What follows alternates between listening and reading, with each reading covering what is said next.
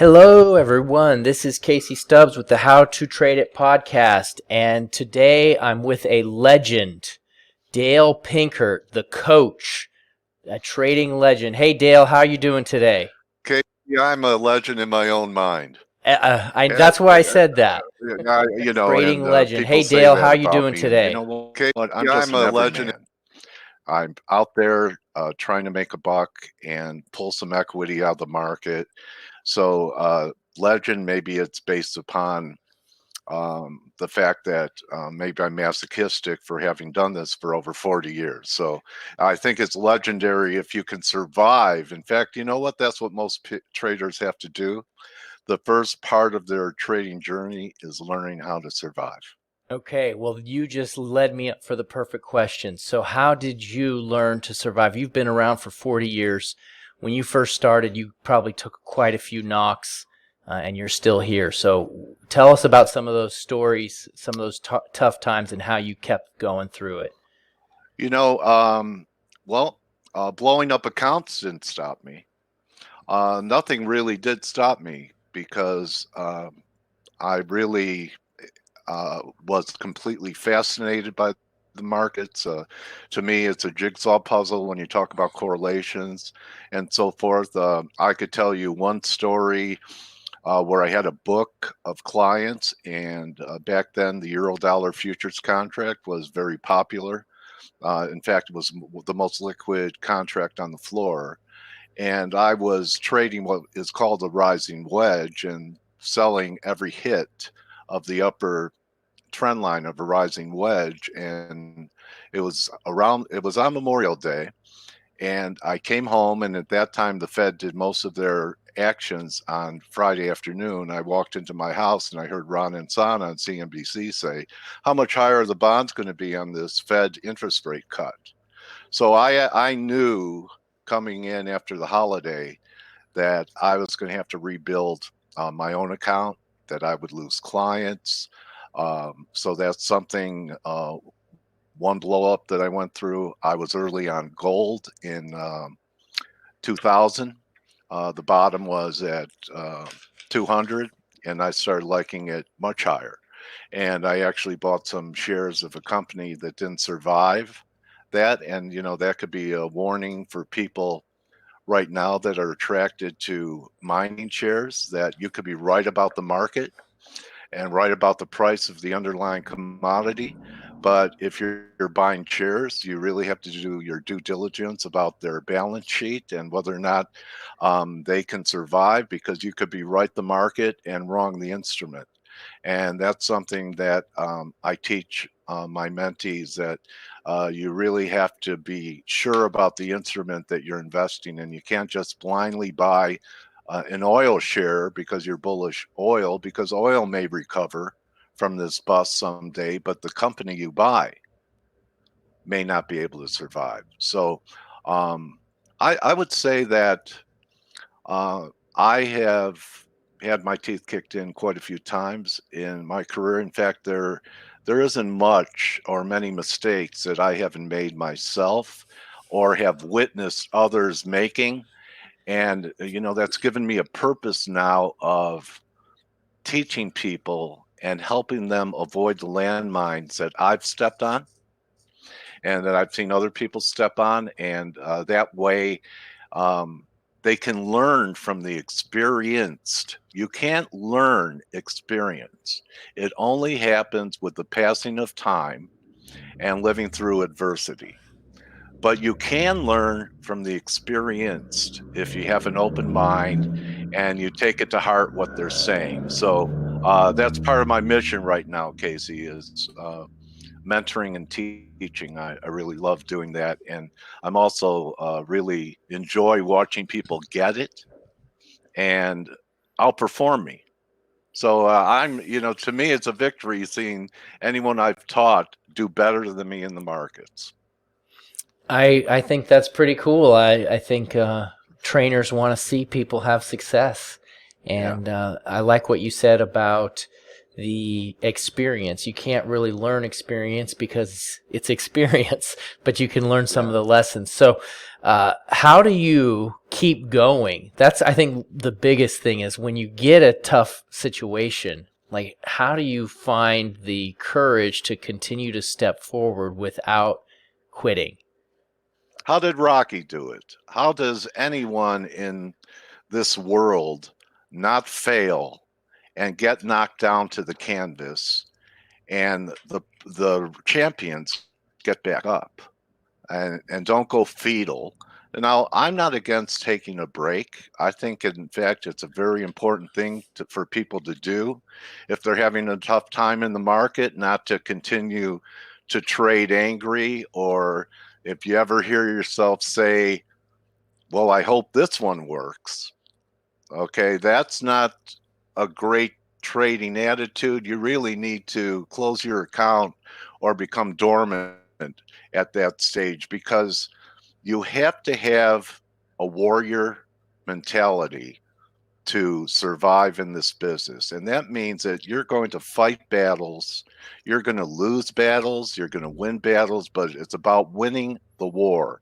And even if you take it to scripture, Casey, it's not how you start the race, it's how you finish it.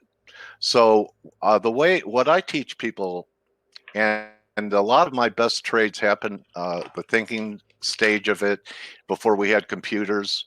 I used to carry around a chart book. You're too young to remember things like commodity perspective and the CRB charts, where, all you had were dailies and weeklies and monthlies, and you'd update them by hand.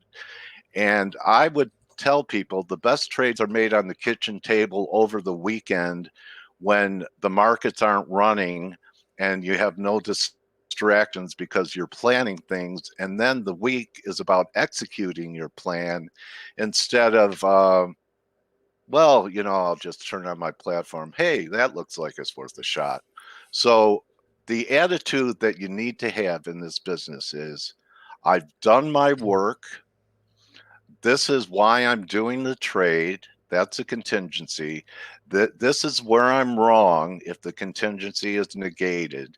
And if I'm right, this is the profit potential of the trade. Okay, Mr. Market, I've done my work. Prove me wrong.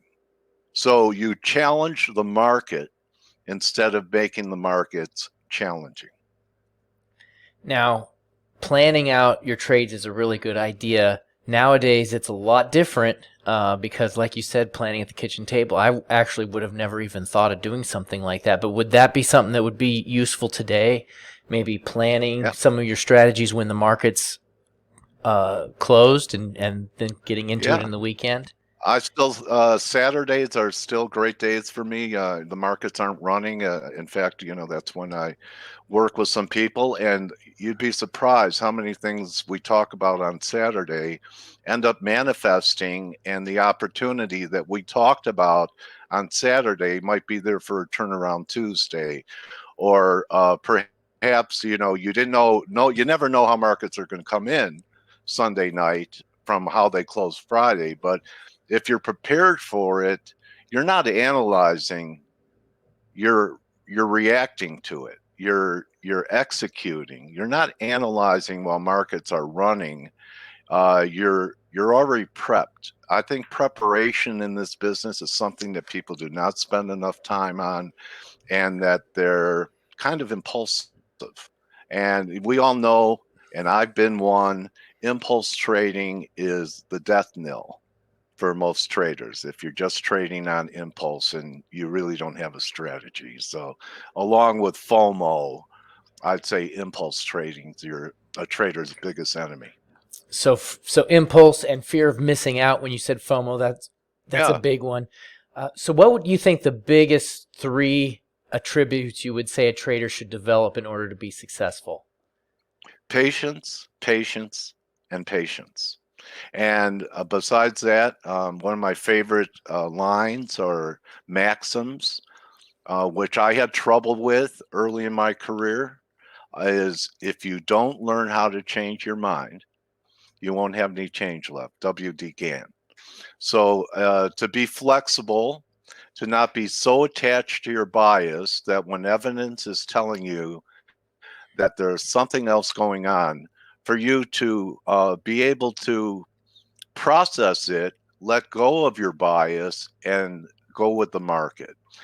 So besides being patient, and Tom Petty says it best, the waiting is the hardest part, but patience is really the key to this business. And FOMO, Casey, take the pressure off yourself. I miss trades, many multiple trades every day. Write this down. I miss trades every day, and it's okay because there's always another. So that's like a little saying that you tell yourself all the time. Yeah. Yeah. So, if I miss the trade, I know that if I'm patient, there are many times I don't have high conviction about what to do in the market. I'd say, I was bearish for the top in the S&Ps, but once volatility really increased to something I haven't seen, it wasn't even like this in 2008. My closest comparison was 87, which I was around for. But I would tell myself, Dale, if you don't see anything, that's okay. You will when something's there. So yes, you have to do that self-talk. It's okay not to say anything. And Casey, I know you work with people and you've moderated rooms. And when I was a younger guy, it was and on Twitter, what are the three toughest words, and there's a couple that people choke on. I made a mistake, or I'm sorry. Yeah, I was Oh, wrong, I was wrong. and I don't know. Oh yeah, So that's a it's good one. very hard for people to say I don't know because they associate not knowing with what's wrong with me. I should know, and you know what? It's wisdom in knowing that you don't know, which means it's okay to do nothing. There is no law, and it even applies to there's no one has to trade. It's a choice. And if you're a trader, you don't have to be in the market. Cash is a position too. But I would say, and I wanted to bring this up during this interview, that if anyone is out there telling you have the secret they have the secret for trading, and they're going to sell you the secret for I don't know $99.99 or $10,000. You know what the secret is, buddy? There is no secret. It's hard work and discipline and being able to, persevere. It's perseverance. That's the secret. And if that scares you, do something else. Yeah, I think the biggest thing about perseverance ties into with what you said about changing your mind. And because when you hang in there long enough and you just keep moving forward, you realize you have to change or you're just going to die. Yeah, and markets change, and can market conditions change? Like for example, now, back in January, I could trade the euro with a 40, 50 pip stop. With ranges becoming more extreme, we went from very low volatility to much higher volatility. Now you have to reduce leverage and let your trades breathe with larger stop losses because the market has changed. We went through a new paradigm. Will things settle down again? Yeah, when the VIX is 30, 20. But in the meantime, you have to realize that this is a new paradigm, and no one has seen this before because I don't know. I wasn't around in the last pandemic. I don't know what markets were doing in 1918. So unless you're 130 years old, no one's traded this before. Well, if anyone would know, it would be you.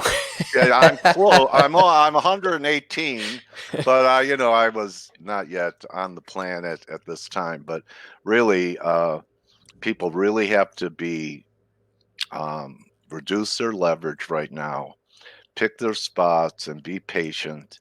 And it is a great environment for a trader. It has shifted from an investing market where you could just hold spiders and think you're a genius for years to having to know uh, to having a strategy for managing your risk and knowing that there's more than one side to the market, that gravity still exists. Yeah, there's been a lot of fear and things just going through the market, which has caused people to make a lot of emotional decisions. And so when you're going into trading, how do you approach that when it seems like everything's falling apart, the markets are collapsing? Like, how do you maintain the right mindset going into this type of market conditions? Well, I was actually looking for them, but I will admit that the speed and velocity and magnitude even surprised me. For example, I saw the VIX chart. S&Ps kept making new highs. VIX was not making new lows. I started liking it around 14, and my target was ambitious at the time, 28 to 30. I wasn't looking for 60, and I certainly wasn't looking for 2,200 in the S&Ps as quickly. I was thinking maybe 2,550, 2,600. So I would say I'm working on this. Okay, so I've been doing this for a long time. And even though I've been doing it a long time, I have weaknesses. I rarely have the patience to sit with a position until my longer term objectives. And this is what I have to say about that. It's great to make a good forecast, but making a good forecast about what a market's going to do is easier than making a good trade and executing the idea. Easier to have an idea because, you know, a little jiggle could take out your stop. You end up being right the market, wrong the trade. But you know what the art of this business is? A great hold. So the only way I've learned to overcome it is to do things in pieces and teach people to take partial profits so you get paid. And then, pull your stop up to break even in profit stops and let it go. Maybe you need the discipline of some type of EA for trailing stop to keep you in these trades. But the toughest thing for me is being a holder because I'm trained as a trader, and it's a little different. Like when you get parabolic moves like this waterfall decline or the parabolic move to the upside we saw in Bitcoin, I say either had to be in naive or greedy to have still been long or short for the duration of those moves. But you can learn to use trailing stops, and the lesson is always keep a piece on. And I learn a lot of things from people I interview. Casey, I'm bi microphone sexual. I've been on both sides of the mic, Case, like you. And someone once said to me, before you cover a position, ask yourself if you would reverse it. And if the answer is no, walk away from your platform. So that is really a great tip. So I ask myself that sometimes. Then I still go the door and then watch some windfalls happen without me. But that's something else. It's, you know what? You could be the greatest technician. You could do all the back testing you want. It's all in our heads. 90% of this is psychology, is what I've learned. Yeah, that's a really good point. So, we were talking about analysts and analyzing the charts. Tell me a little bit about your strategy as far as what you trade and what you're looking for when you're taking trades. Do you follow a consistent strategy the same time all the time, or do you do different things? Just talk a little bit about that for a minute. Okay, well, what I'm known for is my work with RSI and three drive patterns. The three drive patterns I learned from J.R. Hill in the 70s. Three is a big number, it's a number of completion. You see it throughout popular culture, spiritual culture. Three strikes, you're out. If you're a hockey player, you want a hat trick. If you're an astronomer, Earth is the third planet from the sun. If you're a Christian, that's a trinity. So three is a number of completion. So I teach these three drive patterns, and I use RSI as my filter, and they're reversal formations, but I also use RSI for telling me whether or not to stay with the trend. So I've renamed RSI from relative strength index to real simple implicator by what the RSI implies, and it's always implying something to me.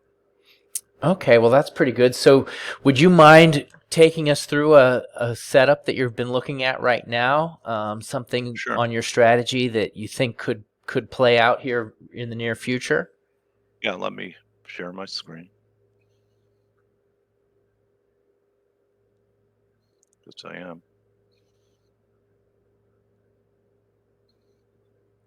Are you seeing my screen now?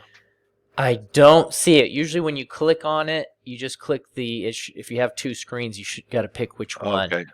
All right. Well, because I think it's going to be this one. And then, how about now? There we go. We're good.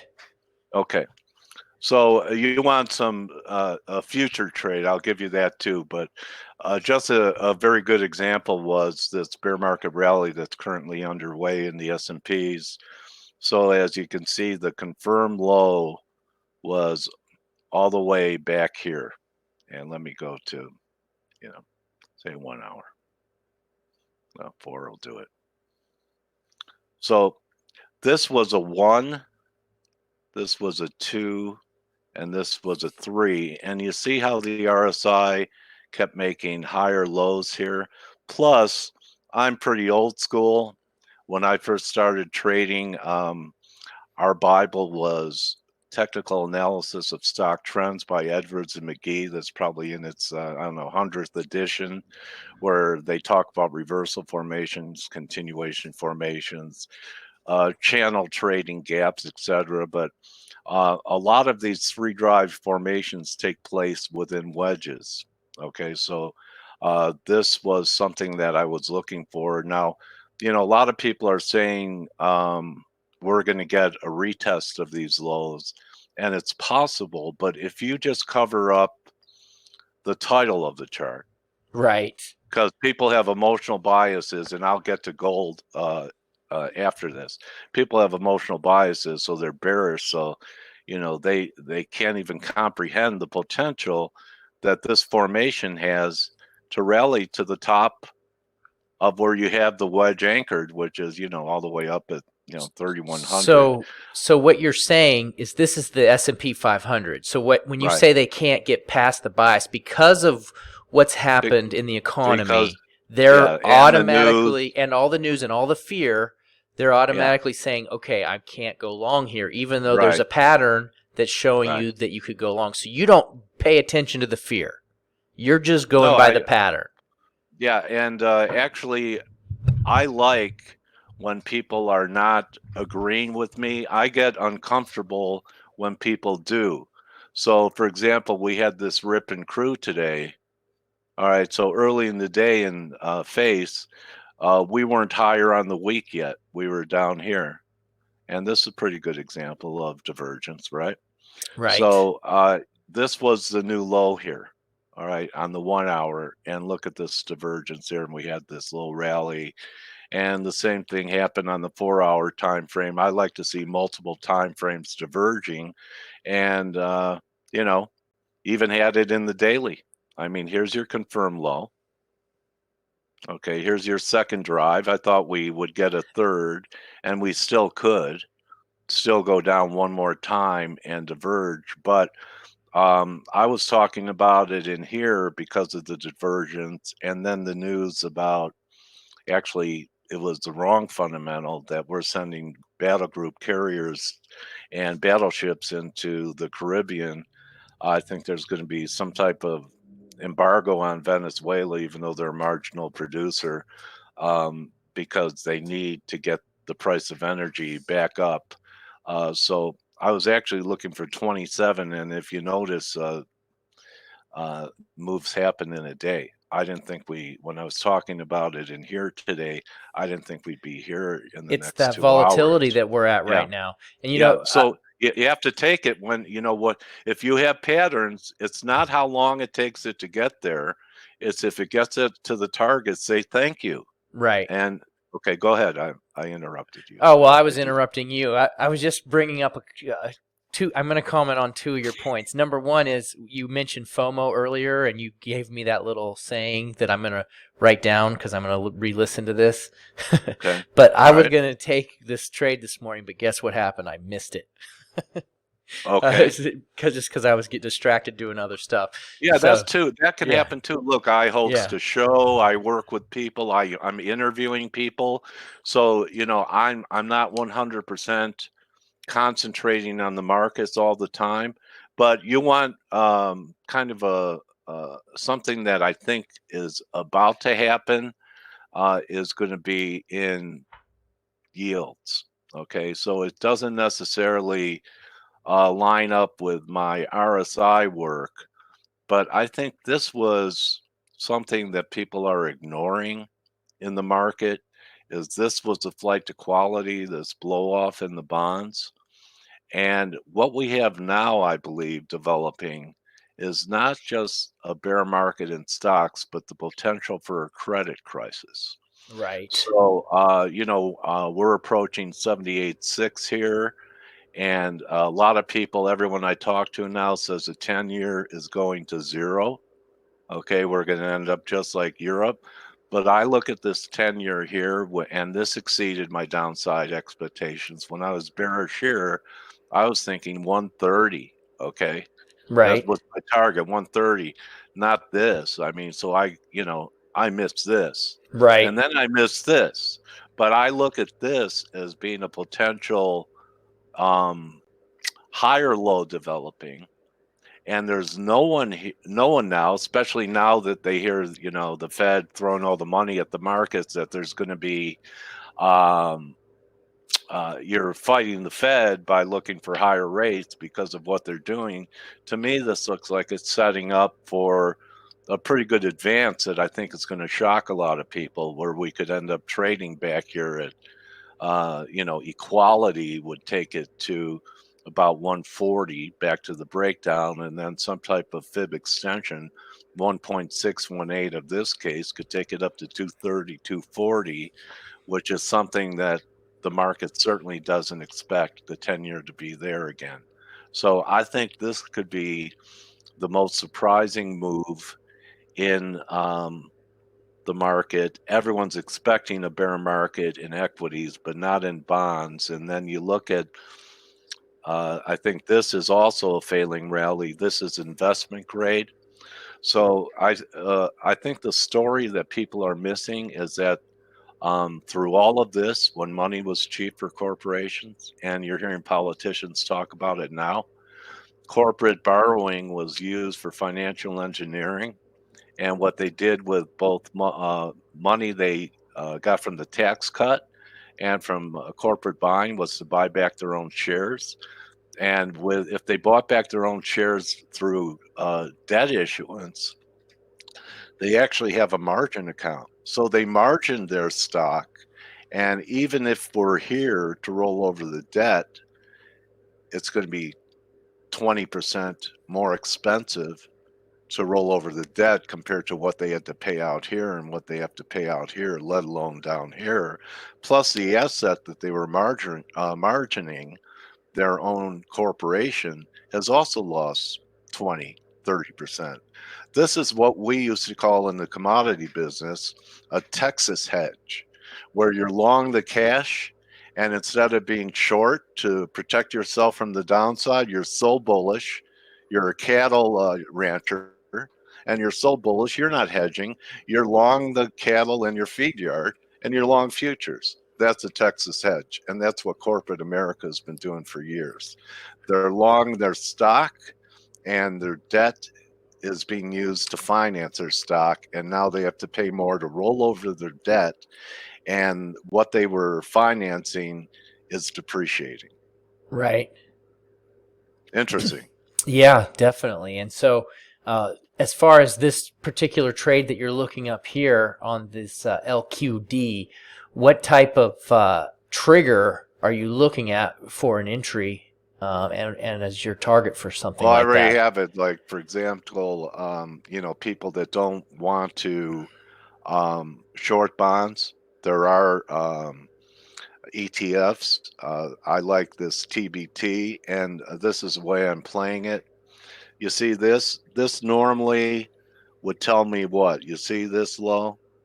Right. And Yeah. that's why I could be a little early on this. Uh-huh. This low is a new low in RSI, Yes. right? So this is how I call it the real simple implicator. When momentum confirms price, it's a very low probability that a low is the low.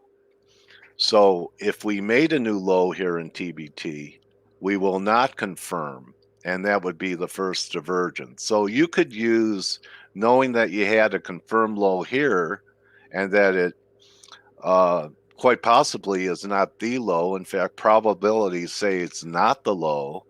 As a trader, it says, well, God, nice rally. We have a confirmed low. I'll short it. So you could use confirmed highs and lows as a signal. Markets rarely peak on price and momentum confirming and rarely bottom. It usually takes something like I showed you earlier. Let me look for example in gold. Okay. So this was a recent high in gold. All right. This was a confirmed high. Drive one. This was a divergent high. But I prefer reversal setups for the RSI to be under 70. This is still too much mo. I teach people if you have to put your cursor on the RSI to see if there's a divergence, it doesn't count. It should be glaring. And this was pretty glaring, set up a nice short. Right. Okay. So actually I'm shorting it in here as well with stops above 1640, thinking that we could still have some follow through to the downside back towards equality would be around 1530. I have a quick question. So I Sure. think I have a pretty good handle on the RSI and on the divergence. Okay. You mentioned the three drive pattern. Drives. Could you explain a little bit more about what the three pattern you're looking for? Sure. There's so many examples if you're patient and you just wait for it. So let's see what we have going on here. So let's just go with this. Normally to get a three drive pattern, you're going to have, obviously it is what I said it's going to be. This ended up, you could count this as a three, but normally you'll see three in a row. So what I was looking for coming into this week before gold got hit this week, I had a one, I had a two, and I thought I might get a three. We didn't get a three, but if we would have had one more touch up here, it would have been a three drive. Let me just scan and look for Okay, so something. you're looking for three Yeah. in three spikes to the upside or three spikes to the downside. Yeah, was almost an example in cable at the low, right? Right. Here's this Uh-huh. low. Yeah. Two. Sometimes it's only two, and I might miss it. So I would have been waiting for a three. That third one I is did. really good on the pound. I mean, that's a divergence, and you got three bottoms there. Yeah. I mean, that's a great to me. Classically it would have done this. You would have had one more hit on the downside. And if you look for these patterns, you'll see it. It didn't quite fulfill it. Maybe it's more bullish that it didn't, but I'm just kind of scanning around to see, okay, this was pretty close. No, see, because that one didn't qualify. Dixie.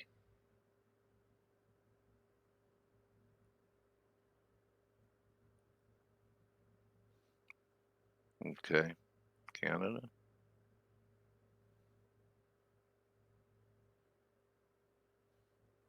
So when I need them, they're not popping up at me. Well, yeah.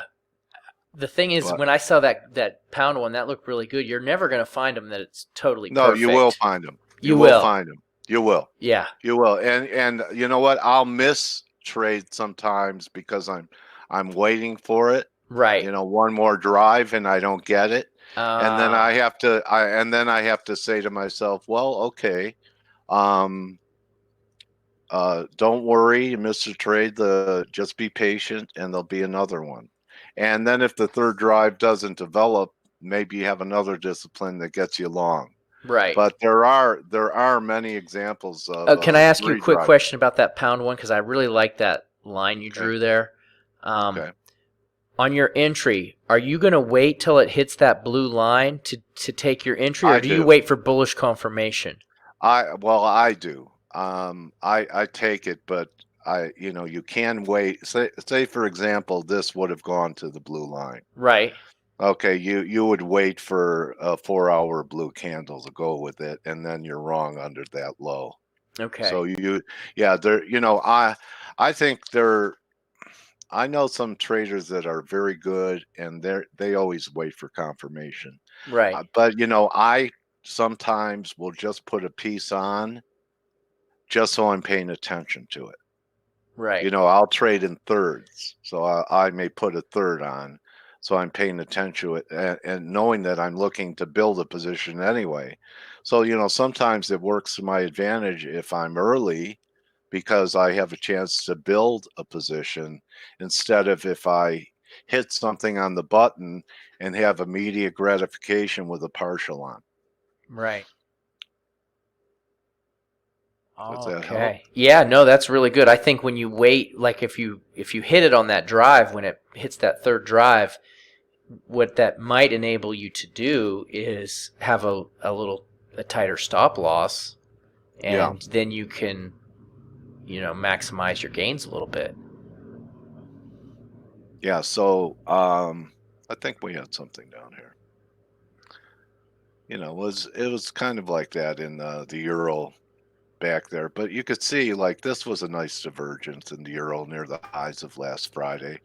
I actually thought we might have a 3 here too, and it didn't happen. But you see, okay, so I'm not saying that what I teach is that your first divergence, if you're long, is not necessarily a short, Right. but it's at least time for you to think about pairing longs and getting out of longs because the message is, yeah, we're making new highs, but the internals aren't confirming it.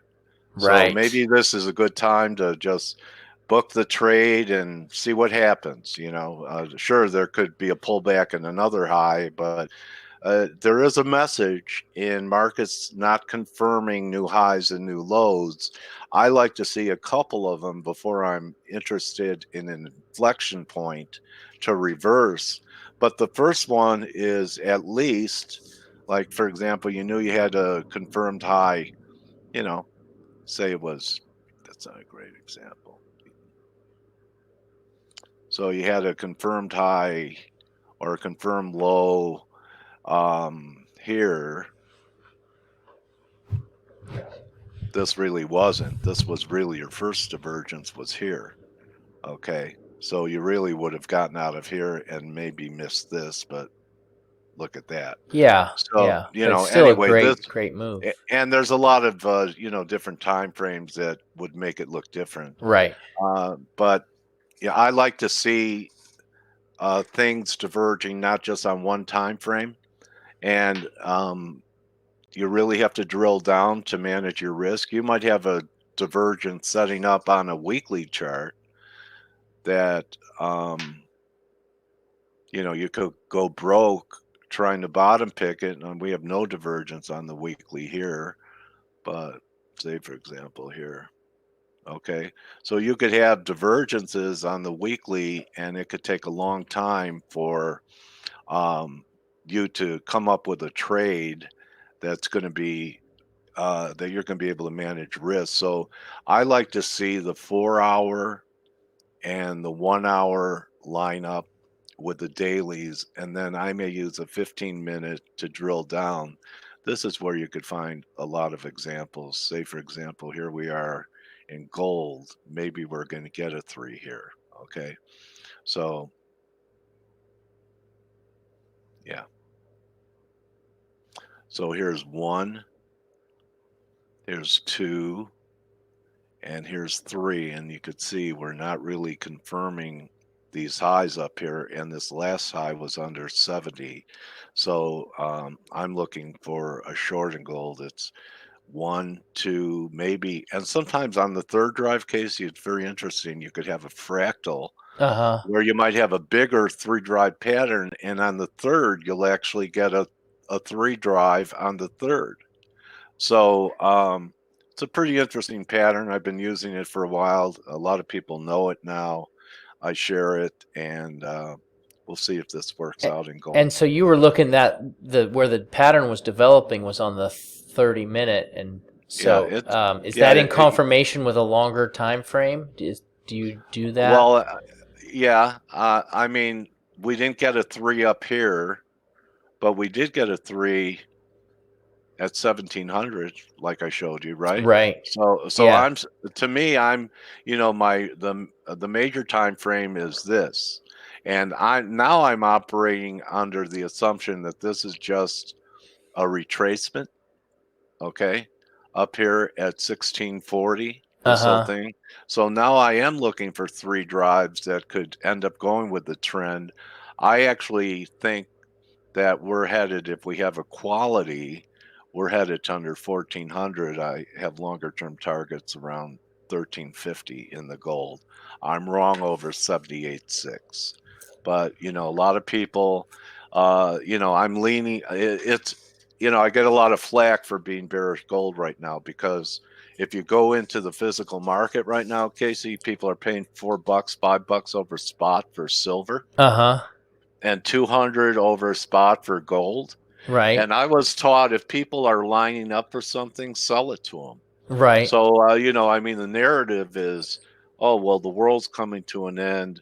I have to own gold and silver, but maybe the fact that we're in a deflationary period, if you look at things, what didn't go down? Let's look at this. Okay. Stocks down. Silver down.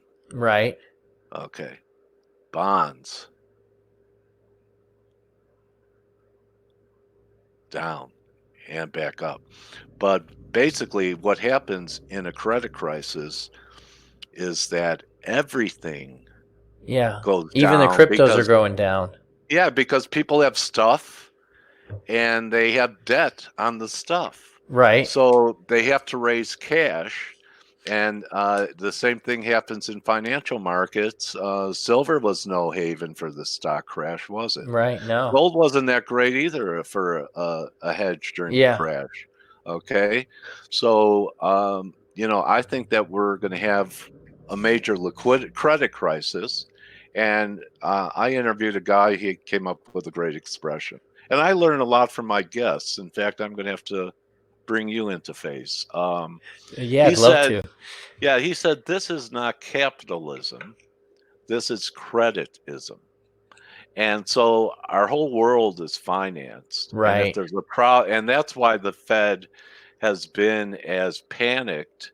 And for the first time in history, they came into the commercial paper market. That's why LQD recovered. They had to get special permission, I think, from Congress for them to intervene into something outside of sovereign debt. Yeah. Okay, and go into the commercial paper market. So I think the problem is not just stocks, but what the bond market dwarfs equities, Right. and the forex market dwarfs the bond market. So the elephant in the room isn't Tesla or Apple. The elephant in the room is the credit system. Right. So that's what I think. People think they're safe in bonds right now, and we're going to go to negative rates just like Europe, maybe. But let me ask you this: are you going to want to hold the 10-year paper for 0.8%, hoping in 10 years you get your principal back? I I don't sure think wouldn't do that. yeah. Okay. So, maybe fair value or just a reversion back to the mean would take bonds 10-year back to 230. So that's something I'm looking for here. I'm looking for trades that no one else is looking for, and higher yields are going to do what to metals? Create competition. Uh-huh. Zero interest rate. So if we're seeing the bottom in yields, it's not going to be a great environment for precious metals either, at Right. least for a while. Right. So I really think one of the key charts to keep an eye on for traders over the next 6 months to a year is what happens to 10-year yields, and then look at the 30-year. Look at the difference between these charts. See how we're so much closer to this low on the 10-year than we are on the 30. Look at that. Right. Okay, so this means that if this is happening, that the yield curve is steepening, which is kind of like poison. It's not happening because of economic growth, is it? Just wait for the NFP tomorrow. It's happening because of supply and maybe what the Fed is doing.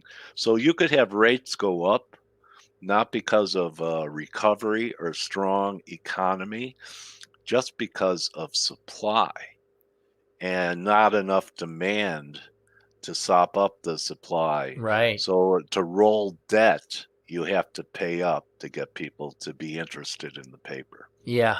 Yeah, definitely. Wow. Well, Coach, thanks a lot for being on the show today. You have been a great source of insight into Uh, trading. Really I had a great appreciate it. time. I really had a good time with you, Casey. Really, Uh, I did. So, I've been talking to you through Twitter and for years now. I it's think been I a even long tried to. time. I and just to show you that I have my peaks and valleys. I think I don't know, maybe about 5 years ago. I think I asked you for a job. I said, Yeah, yeah. help this Christian guy out who's having a tough time. I said, go ahead, show your, Yeah. walk your talk, brother. Yeah. And anyway, I Casey, for I wasn't you, there for you. yeah, listen, buddy, for you and your family, my hope and my prayers are that you guys remain untouched. I know that's your number one asset in your life is your family. And to all our listeners, um, there are things bigger than money, and don't take this so seriously. And if it can be a destructive force for some people, and if you are risking a marriage or a relationship to trade, shut your account down right now. It should be an embellishment to what you're doing in your life and not a negative influence on keeping peace and happiness in your home. Yeah, I agree with that. Relationships are critical. That's why we do what we do. So, yeah. Well, And thank you I for those well wishes. And I can just tell you, things are great at home. good. Well, Family's well. Every marriage is wonderful. Everything's really good. and I'll leave you with two of my favorite Pinkertisms is the difference between pros and amateurs. Our pros know how to lose, so they have money left to be right with. And the second one is don't just count your pips, count your blessings. Thank you, Yeah. Casey. So I want to ask everybody, for everyone that's listening, how they can get in touch with you. How can they find out what you're doing, just to Okay. keep up to date with Coach Dale? Okay. Well, you could find me on Twitter at Forex Stop Hunter. I host a daily free webinar with Forex Analytics called FACE. And I also have a mentoring group. You could reach me on Twitter at Forex Stop Hunter. We meet on Saturdays. So that's where people could find me. But you'll see me on Twitter, and you'll see me every day. We have a real nice webinar. It's our mission to build up and edify traders every day, and we leave it on the court every day for people. In fact, today I was showing the weekly and the crude before the explosion. So no one was blindsided by that today in FACE. Awesome. Good. All right. Okay. Well, thanks a lot. I All right, Casey. appreciate it. I had fun. Me too. All right, thank you, brother. Yes, sir. You're my trading warrior brother, That's right. like it or not, Casey. All right, buddy.